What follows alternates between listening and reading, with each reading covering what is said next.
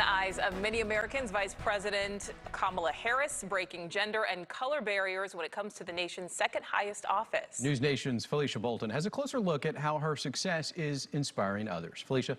Well, there has never been a woman to be elected as Vice President of the United States until Kamala Harris. But for many women of color, Harris's victory is just one step in a new direction, focused on equality in leadership roles and diversity in the Oval Office. With Joe Biden's victory as the next president-elect comes a new era in American politics. Senator Kamala Harris is set to be the first woman of color and woman to be the vice president of the United States. On Instagram, she shared her reaction to the news. We did it. We did it, Joe. You're going to be the next president of the United States. At 56 years old, the lawyer turned politician is now reaching the highest position a woman has ever held in the U.S. government. It's an inspiration to many of her supporters. I never thought it would happen. It's inspiring. It gives me chills just talking about it. Glenda C. Carr is the president, CEO, and co-founder of Higher Heights for America, an organization focused on educating, engaging, and promoting women leadership in politics.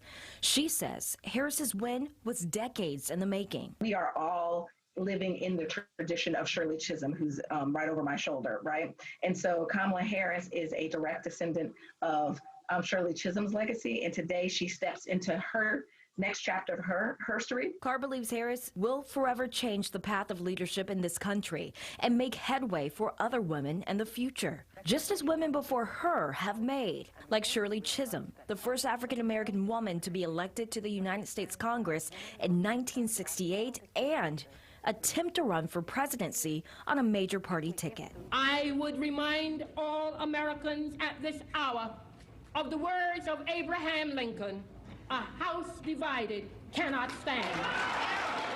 Born in Oakland, California, Harris reflects the ideal American dream, according to her supporters. So this is a picture of me in my mother's lab. She's the daughter of immigrants, her father from Jamaica and her mother from India. She's the oldest of 2 children. Here is a photograph of me and my grandparents. Vice President-elect Harris graduated from Howard University and the University of California Hastings College of the Law. She then went on to become district attorney of the city and county of San Francisco, then became the first African-American and first woman to serve as California's Attorney General. Then in 2017, she was sworn in as the second African-American woman and first person of South Asian descent to become a United States Senator. At the end of the day, right, she is the poster child of leadership. Here's a woman who ran and governed on the local level, on the statewide executive level, and as a U.S. Senator, and now is about to take the oath as a vice president. Carr says win or lose, just seeing a woman run for office is helping to push through discriminatory barriers established through years of systemic racism and voter suppression. But she believes the battle for equality will continue long after Harris takes office.